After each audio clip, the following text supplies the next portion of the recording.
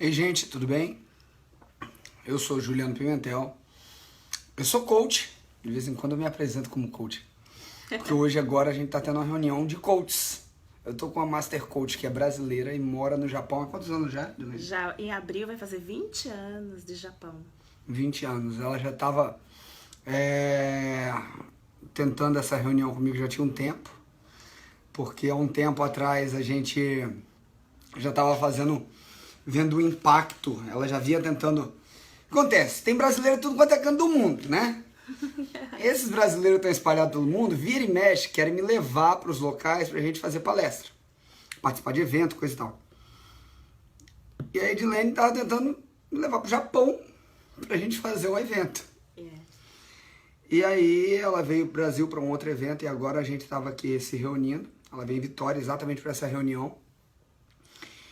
E eu decidi conversar sobre um assuntinho com vocês, que me surpreendeu. Boa noite, boa noite, boa noite. Dilene, lá no Japão, tem muito brasileiro que tá com problema de obesidade, que eles me mandam muita mensagem. Tem, muito. A que você acha e atribui? Porque muitos brasileiros vão pro Japão para tentar uma vida melhor, para conseguir trabalhar. E a jornada, eu já tive um amigo que trabalhava lá, a jornada de trabalho é muito exaustiva, é longa. Eles vivem em condições bem precáriazinhas para conseguir juntar um dinheiro e voltar por conta da diferença da moeda. Que você... A qualidade da alimentação é aquela toda natural, que é a qualidade basal do que era a alimentação japonesa ancestral? Não. Com a invasão, né, ocidental...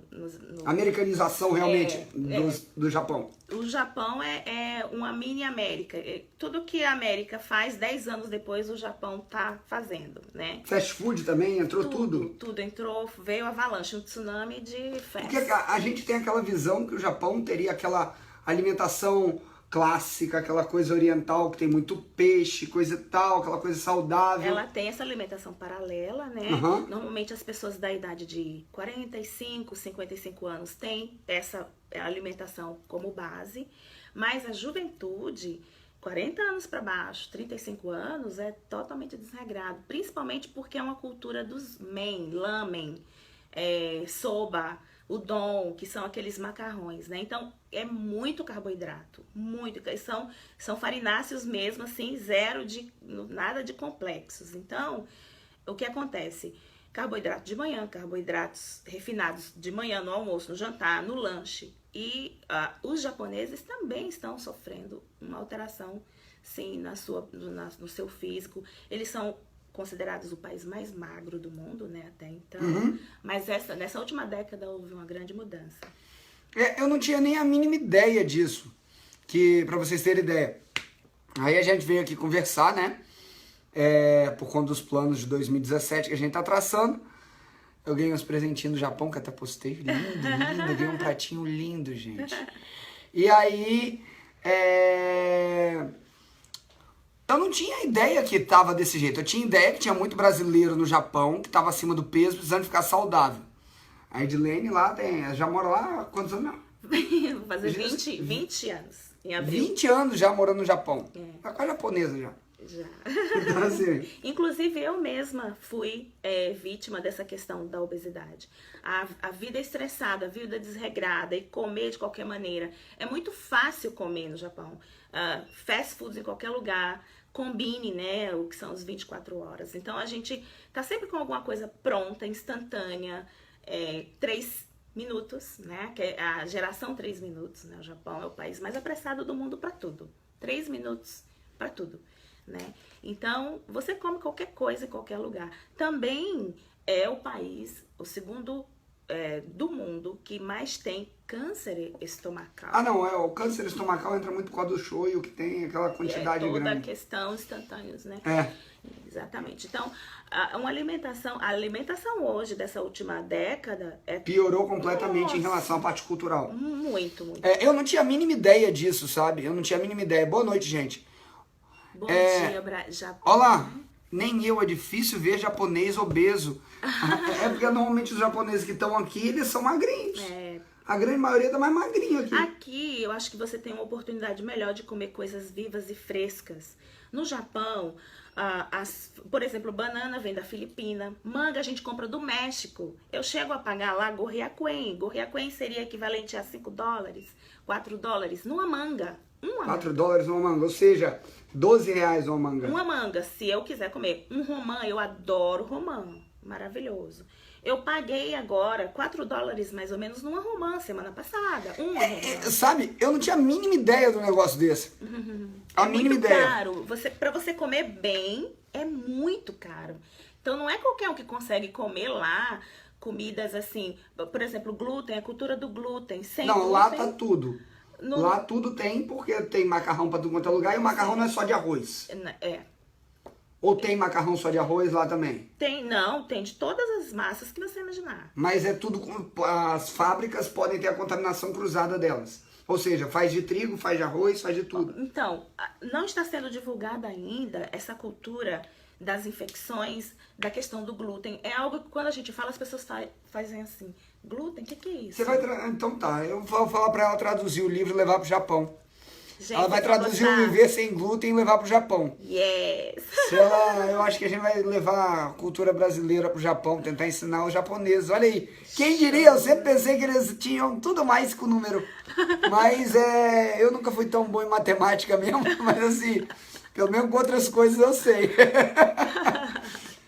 Mas eu fiquei surpreso. Porque a Edilene, ela tinha falado comigo que ela tentou trazer alimentos para mim, mas eles não discriminam lá o que é glúten, o que não é, o que tem, o que não tem. Porque assim, até na Europa a gente teve dificuldade quando eu tava passando lá, porque eles não discriminam, igual aqui no Brasil, entendeu? Então assim, a questão de rotulagem no Brasil, por mais que a gente tenha problema e que não seja perfeito, a gente tá muito à frente de outros países em diversos quesitos, tá? A gente tá muito à frente em diversos quesitos a outros países. Tá falando kawaii, arigato. A gente tá me chamando de bonitinha. Arigato.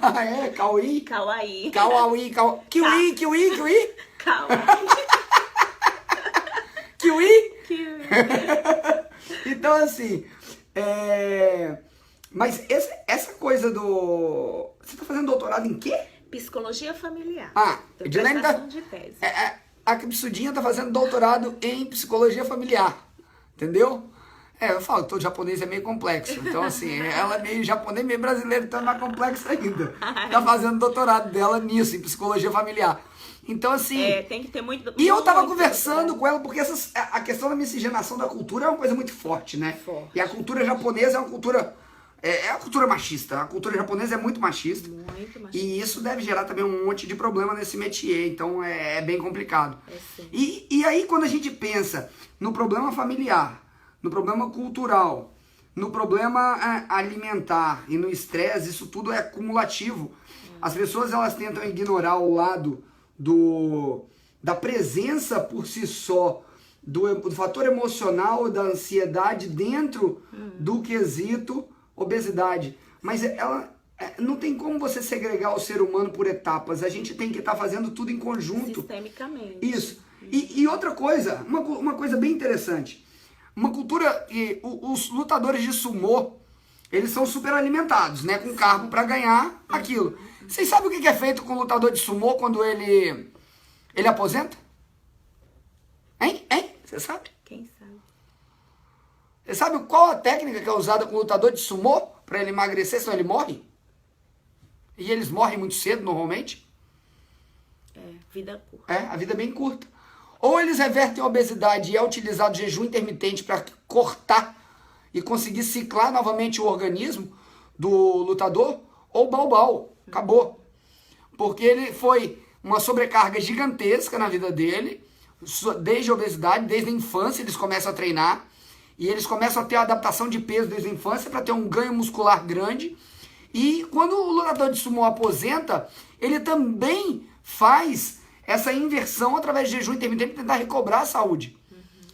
Isso é bem interessante. Bom, pelo menos é isso que eu li, é isso que acontece no Japão. É bem por aí mesmo. Então, assim, mas eu acho assim, a cultura que eles falam daquela parte milenar, ainda tem a galera que tenta fazer a coisa direitinho lá? Não, isso é muito forte. Porque é uma cultura milenar, a tendência é a base da cultura. Então, tanto que foi um dos países com maior índice de suicídio no mundo entre jovens, era lá. Jovens e crianças. Jovens e crianças por causa da cobrança, né? A cobrança era tão alta, aí não passava no vestibular, não fazia não sei o quê, nego se matava. A cultura perfeccionista.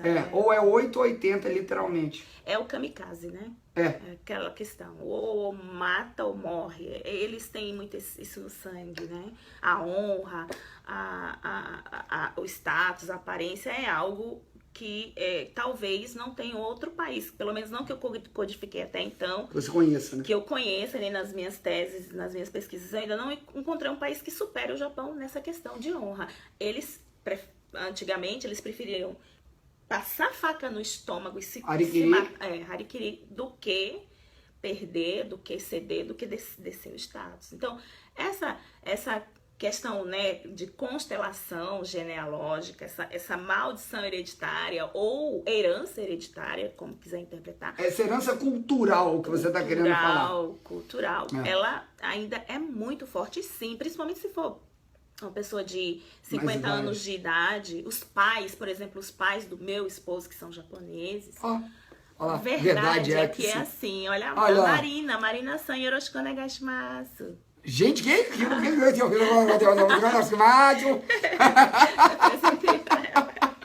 não, então assim, mas eu acho isso muito legal, porque ao mesmo tempo, eu acho que essa dualidade tem em qualquer local, entendeu? Essa dualidade cultural. Do novo e o antigo. Essa dualidade cultural. Mas eu já tive vários pacientes de origem japonesa, e quando tem essa parte, o brasileiro com o japonês em si, fica aquela dualidade, porque o latino é muito passional. Sim. O latino, ele é muito passional, ele se envolve de corpo e alma. O japonês, ele tem uma carapaça de resistência que, para você chegar até ela, e assim como a mulher tem uma carapaça de recatado maior, o homem tem uma carapaça de intransponível, na verdade, né? Durão. E a mulher daquela de recatada. Que ela, desde criança, ela assim, eu tinha uma amiga que ela era os pais japoneses, ela treinava em japonês, escrevia em japonês na sala de aula. Você não ouvia ela levantar o tom de voz. Mas você sabe, ela falava isso baixo. É tão forte. É muito forte, é uma coisa assim. A gente que é brasileira, eu, por exemplo, eu sou nordestina, extrovertida. Sim, pá. Chego lá, eu tenho que aprender a sorrir, porque eu sorria, uau, né? Chego lá, eu tenho que aprender a rir. E não é tipo assim, uma madame, uma mulher elegante, não pode, né? Então isso pra mim... gargalhada igual aí eles olham assim, uma qualquer, né? Então, por uma questão de cultural também, de colocação social. A gente acaba entrando nos moldes e a gente não percebe. Principalmente quem fica muito tempo sem vir ao Brasil. É por isso que tem aquela ideia do tolhido, né? No Japão, a mulher, ela, pelo menos a aparência que passa pra gente, é de uma mulher bem tolhida em relação a vários aspectos. Sim. Diferente da mulher brasileira. E, tem muitas, em qualquer sociedade tem mulheres que são tolhidas.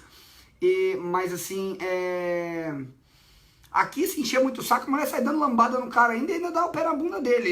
E é bem complicado, entendeu? Mas assim, essa questão cultural, pra mim lá, é muito nítido, é muito forte isso aí. Em todo paciente, toda pessoa que passou por aqui, que eu tive contato ao longo da minha vida, vindo do Japão, na amostragem que eu tive, foi isso. E é legal ver que isso é congruente, né? Mas é legal e triste ao mesmo tempo, porque eu acho que viver tolhido deve ser um saco. Olha, por outro lado, eu vejo os méritos também disso, né? Disciplina. Disciplina, de ser centrado. Eu estava comparando, realmente, falando sobre isso na minha tese, escrevendo sobre isso, a questão os prós e os contras. A gente tem que pesar tudo. E, ao mesmo tempo que essa liberdade aqui do Brasil, esse uau, essa coisa toda... É a pseudo, né? Porque a pseudo-liberdade faz o que quiser, mas você colhe também só o que você plantou, pô. Exatamente. É isso que eu vejo. Então eu vejo aqui no Brasil, sim, essa cultura maravilhosa, calorosa, essa coisa de a gente poder tocar. Tocar sem medo, né? e beleza. Eu nunca poderia tocar no meu médico. Eu tenho um médico que me acompanha lá. Jamais Jamais eu poderia chegar e falar. Ele iria fazer assim, chama o segurança. Tipo assim, ficou louca, né? Mas eu tô aqui com o meu médico, e ele é meu médico, e eu tô tocando, né? Mas então, isso seria assédio no Japão. Sério? Eu, como paciente, seria assédio. Inclusive, um médico tem sempre a enfermeira do lado para atender. Então, ele não toca numa paciente sem um testemunha. Em algumas clínicas tem até câmera, dependendo da especialidade do médico, né? É uma questão, é muito complexo. Caraca, imagina a situação, câmera dentro do consultório, Sem câmera voz. dentro do consultório, sem voz, filmando sua consulta. Dependendo da... Se for ginecologia, não. Mas áreas, assim, outras áreas... Gente, é tão forte assim, igual em outros países, igual os Estados Unidos, que tudo é processo. Assim, Tudo é processo, tudo é assédio, exatamente. É questão de conduta, ética profissional, enfim, toda essa questão, né?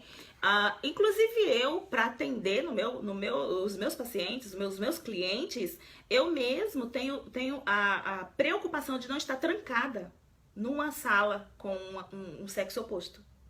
Eu tenho essa preocupação. Sério? Seríssimo, seríssimo. E uma das providências que a gente, agora vou estar mudando de local, é fazer uma parede com vidro que não vê o rosto, mas que a minha assistente veja de lá. Esteja aberto para ser testemunha. Exatamente. Entende? Olha lá, tá falando que quem faz parte é enfermeira. Quem faz parte são as enfermeiras. O médico só coordena e chega Se lá. precisar da cesárea, vai lá e faz. O médico Faz a cesariana. faz a cesariana. Se for necessário. É. Beleza, até que prova em contrário, segue normalmente o parto normal. Mas o médico está ali olhando, Sim. finalizando Sim. tudo, né? Mas porque é uma das críticas que a gente tem. Eu acho que o parto normal ele é muito lindo, é o maravilhoso, é o ideal e 90% vai nascer tranquilo.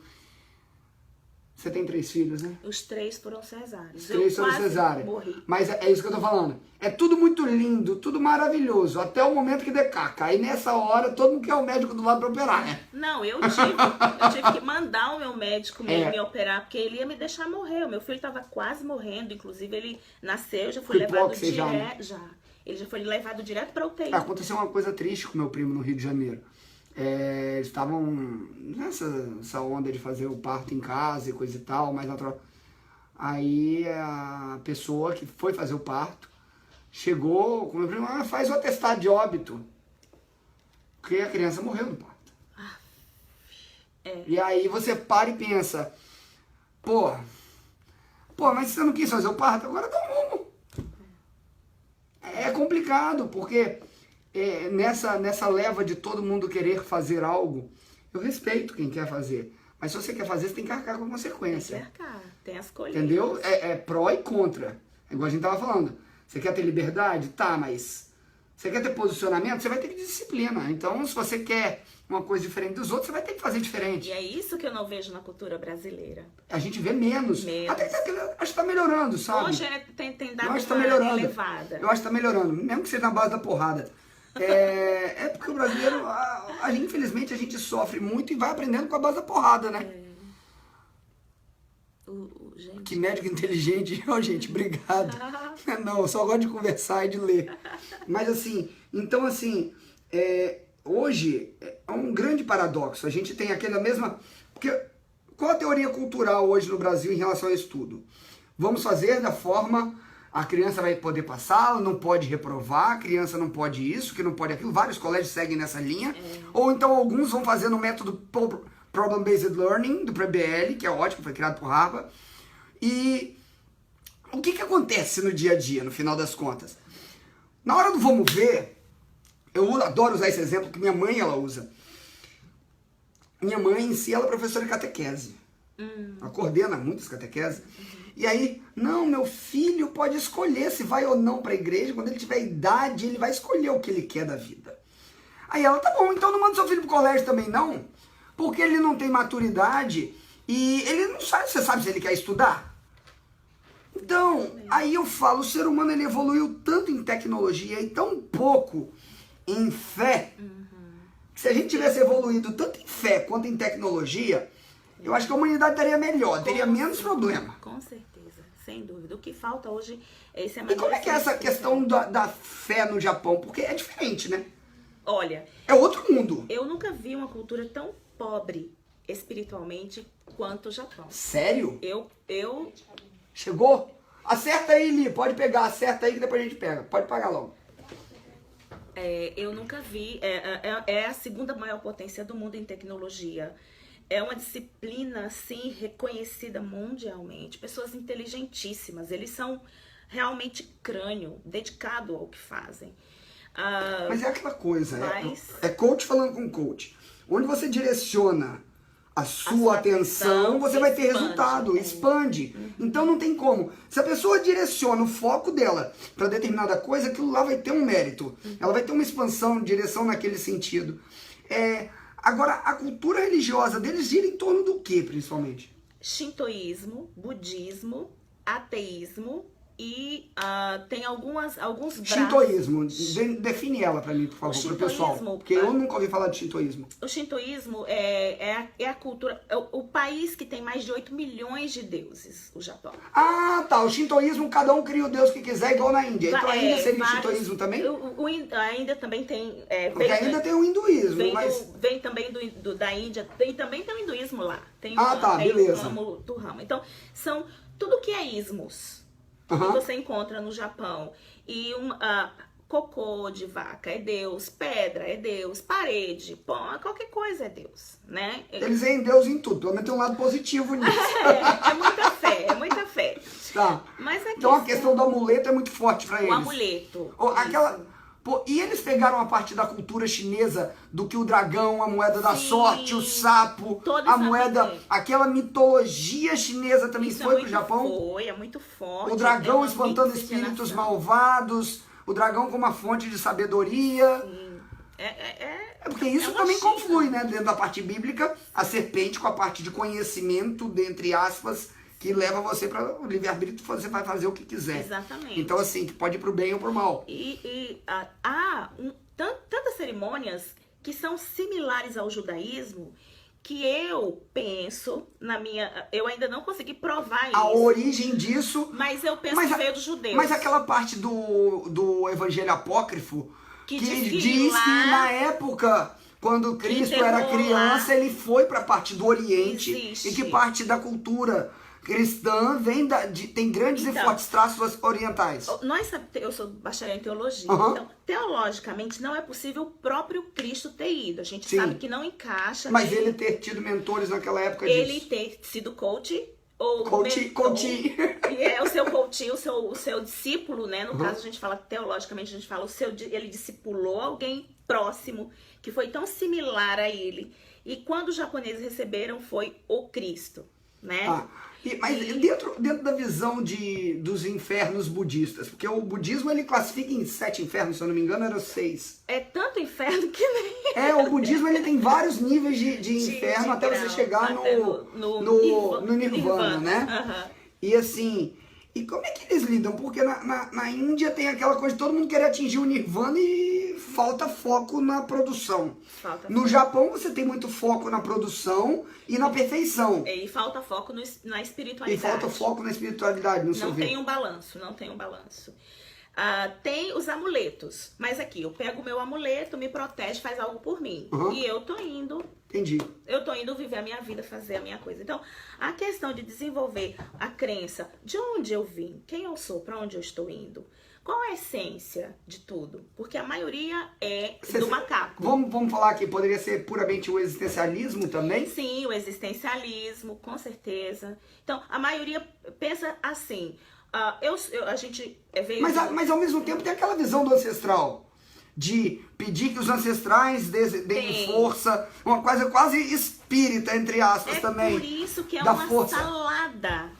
Cada lugar que você vai, você encontra um universo de religião, assim, uma miscigenação. Legal, cara. Tão assim, louca, que nem eles sabem explicar o porquê. Por exemplo, no dia de finados, o Obon Yasumi. O Obon Yasumi é uma época onde eles invocam os ancestrais. Os ancestrais chegam ali e eles comem, servem o altar comidinha para o vô, a avó, pro pai, enfim. Por isso que tem aquele arrozinho também, Sim, dentro da filosofia do Seishinoi, eu acho. Exatamente. Eles Isso. acreditam que realmente a alma volta, visita a família e se serve. E o arroz é prosperidade para o símbolo japonês. O arroz significa... Inclusive, o arrozal, quando é plantado, ele é dedicado a um ídolo, a um deus.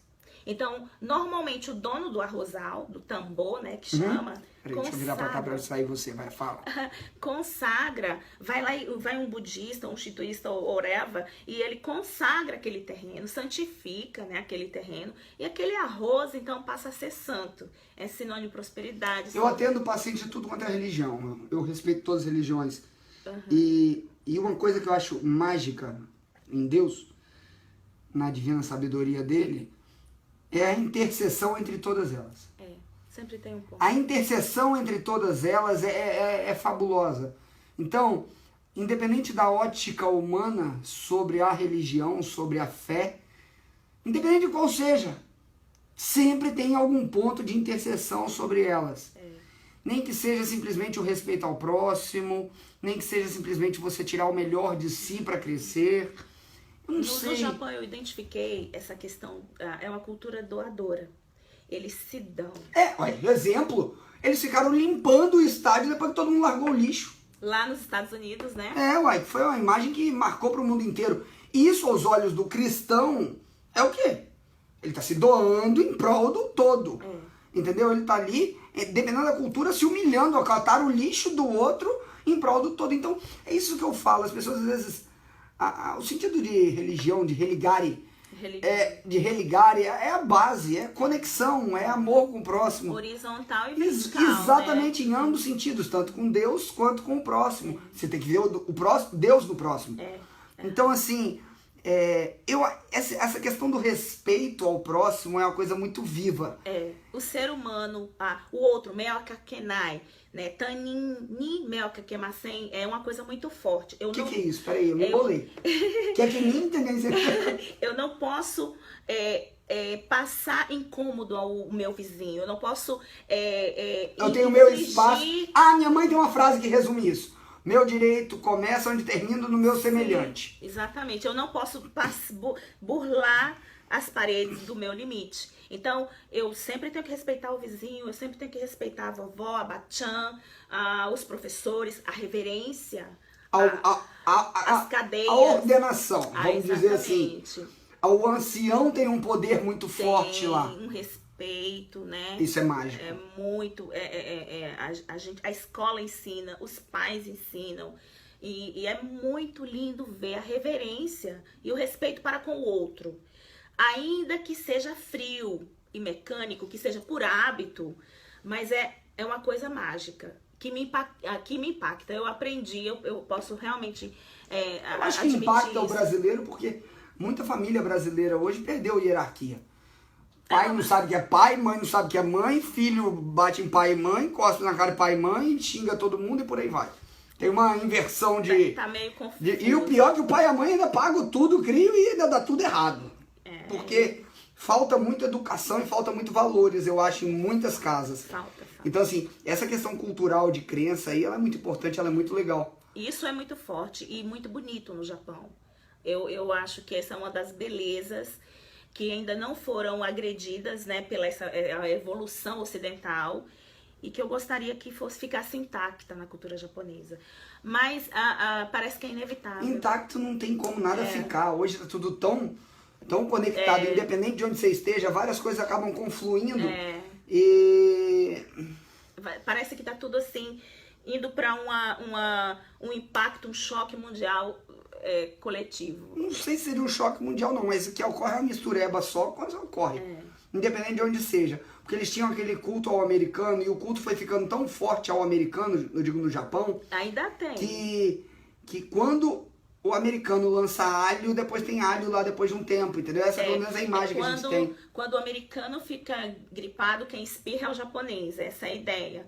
Então, quando tem um movimento, depois de alguns anos, chega lá no Japão, né? Essa é exatamente isso. Eu vivo há 2 décadas lá e eu tenho visto isso. Eu vivo nos Estados Unidos, a trabalho, palestras, enfim, né?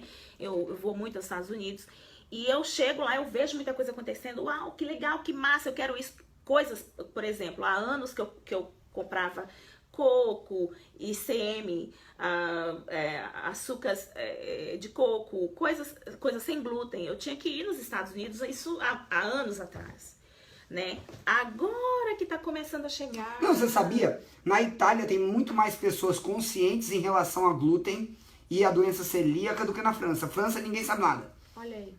Já na Itália todo mundo sabe tudo, é impressionante. Cada restaurante tem 2 cozinhas. A conscientização é tão grande, é brutal.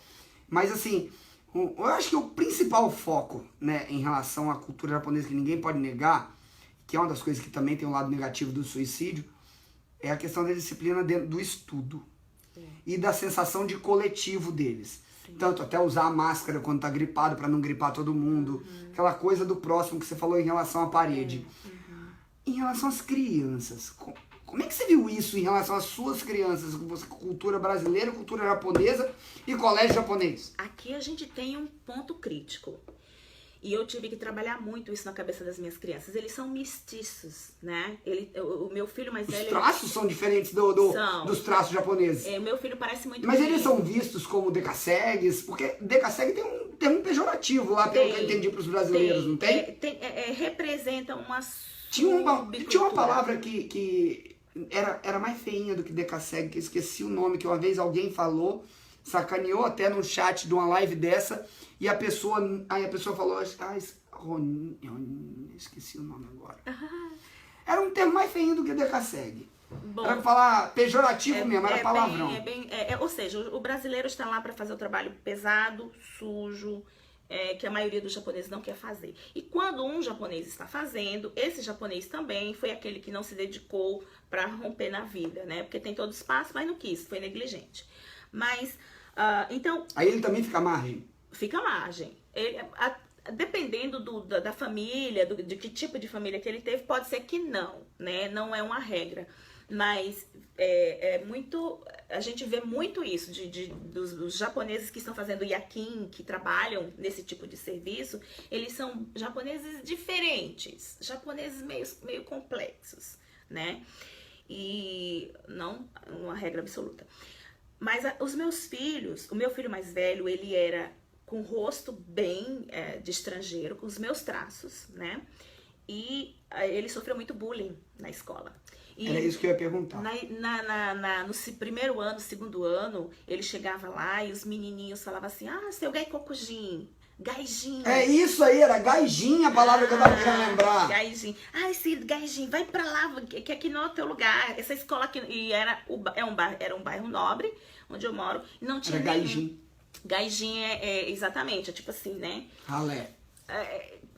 Quando você é amigo e você fala, it's ok, mas quando você olha pra um estrangeiro e você fala, gaijin, você está menosprezando. Entendi. Significa algo. Era essa de palavra desvalor, mesmo que tinham né? falado. Olha lá. Ela tá aqui até agora com a gente, ó. Marina San, o nome dela, Marina.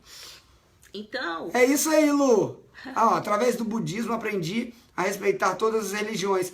Vocês viram o vídeo que o Papa colocou com o budismo, ele fez com todas as religiões, e cada um falando o significado do que era Deus para elas, entendeu? Isso é muito legal, isso é muito bacana, porque eu acho que no final das contas é exatamente isso, né? É exatamente isso. E, então o bullying tem até no Japão. Olha, é cruel. Isso daí... Mas não é da idade, é a idade, tem idade que criança é cruel mesmo. Aponta o dedo pro outro. Mas você sabe, eu não me recordo na minha... Eu sofri bullying também quando eu era criança, aqui no Brasil. Não, mas eu digo assim, é aquela coisa... Testosterona tá nascendo ali, as crianças estão determinando, os meninos estão tentando traçar o espaço deles. É uma mistura de criança com adolescência. Eu chamo de adolemência. Demência. Adolemência. Essa é entendeu? Boa, essa é boa. Então, assim... o budismo é uma filosofia de vida lindíssima. Belíssima, muitos ensinamentos preciosíssimos. Né? Então, assim, e um deles que eu acho mais lindo é da lama nasce o lótus, que é um mantra deles e que do pior pode nascer o melhor. Gente, hoje foi diferente, eu conversei aqui com a Edilene, dá um beijo pro povo aí lá de casa, dá um beijo pro Japão. Beijo, Japão, olha, espera, em 2017 tem coisas bombásticas pra nós. E mulherada, esperem porque gaijin é estrangeiro. Só que gaijin é estrangeiro. Só que como você fala ele dependendo do local, você vira pra quem? Oi, você é estrangeiro? Que beleza. Você é estrangeiro? O que você tá fazendo aqui? Tipo assim. Depende Depende do da tom, do circunstância. contexto, de tudo. E a palavra polido seria gaikokujin. Gaikokujin. Né? Gaikokujin. Então, quando você fala gaijin, é no coloquial, né? E entre amigos é ok, mas quando você olha você até colocou. Eu lembro disso, porque uma vez no chat, já... Ih, é o gaijin aí falando. gaijin. É isso aí. Da Coreia. Aí a pessoa falou, quem foi chamado de gaijin ficou ofendido. O brasileiro que tava lá e foi chamado de gaijin. Porque o tom de voz, a circunstância, tudo isso tem a ver. Não é a palavra propriamente em si, né? Sim, é o significado. Contexto, todo o contexto. Bom, gente, vou liberar essa criança porque ela vai voltar pro Japão. Estou e a indo pro nossa conversa rendeu horrores. Conversa de coaches hoje. Yes. Foi bem interessante. Bom, show, obrigada, doutor. Valeu, querido. Gente, beijo, uma honra. Tchau, tchau. Mais tarde eu volto aqui. Fico com Deus. Tchau, gente.